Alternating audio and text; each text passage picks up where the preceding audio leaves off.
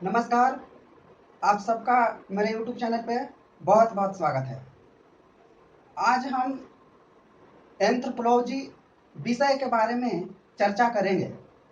यह विषय यूपीएससी करने वाले जितने भी स्टूडेंट हैं उनको ऑप्शनल विषय की तैयारी के लिए बहुत बहुत सब्जेक्टों का चयन करना और किसी दूसरे का हेल्प लेना पड़ता है।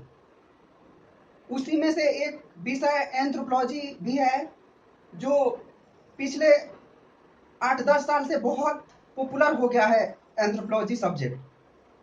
और इस सब्जेक्ट के बारे में बहुत सारे स्टूडेंटों को पता नहीं होता है, तो वो लोग भय पाते हैं कि पता नहीं यह कैसा सब्जेक्ट है, हम इसमें क्वालिफाई कर पाएंगे या नहीं कर पाएंगे।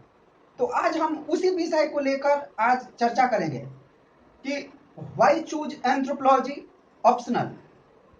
तो मेरा मानना यह है कि जो एंथ्रोपोलॉजी विषय है, सब्जेक्ट है, वह बहुत ही आसान और फैमिलियर सब्जेक्ट है। जैसा कि हम सब जानते हैं, यूपीएससी सिविल सर्विस एग्जाम के लिए यह सब्जेक्ट अगर ऑप्शनल कोई चूज कर रहा है तो उसका बहुत सारा रीजन हो सकता है।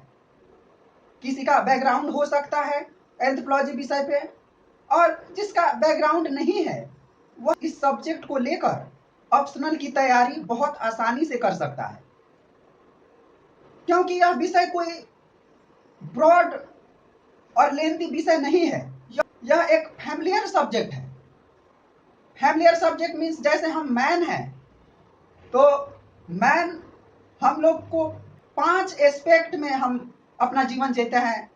जैसे बायोलॉजिकल हो गया, सोशल, कल्चर, इकोनॉमिक और पॉलिटिकल। इन्हीं 5 विषयों को लेकर ही तो कोई भी मनुष्य अपना जीवन निर्वहन करता है, और यही चीज तो पढ़ना है हमें एंथ्रोपोलॉजी में।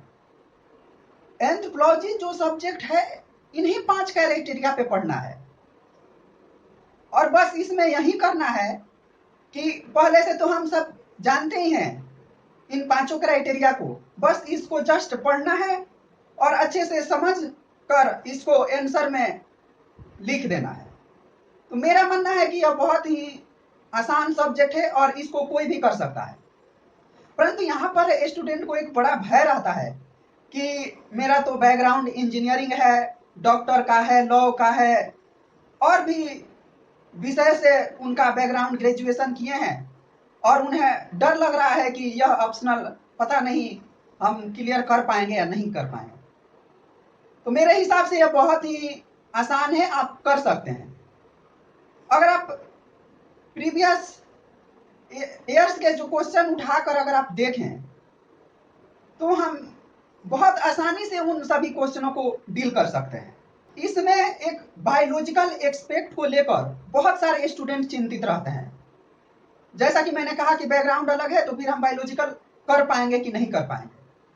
तो यहाँ स्टूडेंट को डरने की कोई बात नहीं है, क्योंकि जो हमारा एग्जामिनर होता है वह बायोलॉजिशियन नहीं होता है, वह एंथ्रोपोलॉजिशियन होता है। तो अगर हम जो बायोलॉजिकल जो टॉपिक है हमारा, अगर उसमें हम बहुत सारे क्वेश्चन कर भी दें, और हालांकि यह बायोलॉजिकल जो पार्ट है वह बहुत ही महत्वपूर्ण भी है और यह स्कोरिंग भी है। बायोलॉजिकल पार्ट में आप 60% स्कोरिंग कर सकते हैं, परंतु यह उतना मायने नहीं रखता है कि आप बायोलॉजी के बैकग्राउंड वाले हैं या नहीं हैं। अगर हम एंथ्रोपोलॉजी विषय के स्कोरिंग की बात करें तो इसमें स्कोरिंग तो बहुत ज़्यादा उठता है, क्योंकि इसमें हमें बेसिकली एंथ्रोपोलॉजी में हमें ट्राइबल्स के बारे में ही पढ़ाई करना रहता है, और वह भी वह ट्राइबल जो अभी भी पहले की भांति जंगल में रहते हैं, हंटिंग और गैदरिंग करते हैं, उन्हीं के विषय में हमें एंथ्रोपोलॉजी में पढ़ाई करना रहता है।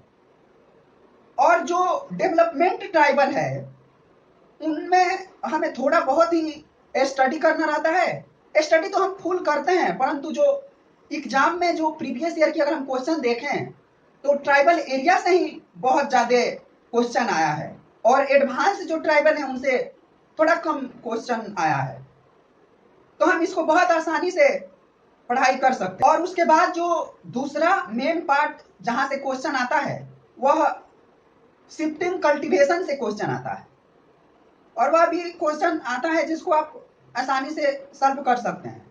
अगर हम एक लिरिन एंथ्रोपोलॉजी की बात माने, एई होबेल जिनका नाम है वह लिरिन एंथ्रोपोलॉजिशियन है, और उनका मानना यह है और कि जो एंथ्रोपोलॉजी सब्जेक्ट है वह किसी लाइब्रेरी किसी किताब में नहीं मिलता है, बल्कि जो एंथ्रोपोलॉजी है वो मैन अपने खुद के ऊपर ही उसकी तैयारी कर सकता है, बल्कि हम स्वयं एंथ्रोपोलॉजी का ही तो हिस्सा है, क्योंकि हमें 5 जो क्राइटेरिया है उन 5 क्राइटेरिया पे हम अभी जीवन यापन करते हैं और जस्ट उसी को हमें पढ़ाई करना है। अगर हम ब्रॉड डिस्कशन करें कि आखिर जो ऑप्शनल चूज करना है हम किस तरीके से चूज करें, एंथ्रोपोलॉजी विषय लें या ना लें, तो मेरा मानना है कि अगर हम political science, history, international relation आदि आदि जो विषय है, अगर उन विषयों को हम ऑप्शनल के हिसाब से चूज करते हैं तो एक बात हमको समझ लेनी चाहिए कि जो बाकी सब्जेक्ट है वह बड़े बड़े यूनिवर्सिटी में पढ़ाए जाते हैं। दिल्ली यूनिवर्सिटी हो गया, कोलकाता यूनिवर्सिटी हो गया, मुंबई यूनिवर्सिटी हो गया, ऐसे बड़े बड़े संस्थाओं में हिस्ट्री, पॉलिटिकल, इन सभी विषयों का पढ़ाई होता है, और इसमें बहुत सारे जो स्टूडेंट हैं वह ग्रेजुएट भी होते हैं। तो इन सभी विषयों में हमें टॉप करना और अच्छा मार्क लाना बड़ा मुश्किल है। बड़ा मुश्किल इसलिए है कि इन विषयों में तो बहुत ज्यादा कंपटीशन होगा ना, क्योंकि जब सारे स्टूडेंट ही इन सब विषयों में ग्रेजुएट हैं और उनका बैकग्राउंड है तो उसमें कंपटीशन बढ़ जाएगा। और अगर हम आंसर राइटिंग की बात करें तो जो बंदा वो लिखेगा क्वेश्चन, उन सभी के आंसर राइटिंग से आपका जो आंसर राइटिंग है वो बेस्ट होना चाहिए, तब जाके नंबर आपको उस विषय में मिलेगा। परंतु एंथ्रोपोलॉजी जो विषय है वह विषय कुछ ऐसा है कि जितने भी लोग स्टडी करते हैं वह 0 लेवल से ही स्टडी करते हैं।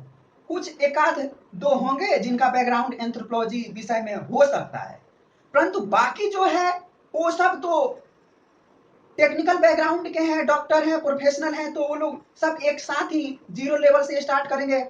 तो उनमें बेस्ट करना ज्यादा पॉसिबल है, आप बेस्ट उसमें कर सकते हैं, क्योंकि सभी लोग जब 0 से स्टार्ट कर रहे हैं तो कुछ ना कुछ किसी ना किसी व्यक्ति में तो खामियां होगी ही, और उन खामियों में यदि आपका आंसर अच्छा निकल गया तो आप इसमें बहुत अच्छा इंप्रूव कर सकते हैं। इसलिए मेरा मानना है कि यह सब्जेक्ट बहुत ही अच्छा है, तो आप इस विषय को चूज कर सकते हैं। अगर हम एंथ्रोपोलॉजी विषय की बात करें कि आखिर एंथ्रोपोलॉजी विषय है क्या, एंथ्रोपोलॉजी विषय में हम बायोलॉजिकल, सोशियो कल्चर, इकोनॉमिक और पॉलिटिकल, इन 5 पहलुओं पर हम एंथ्रोपोलॉजी विषय की स्टडी करते हैं।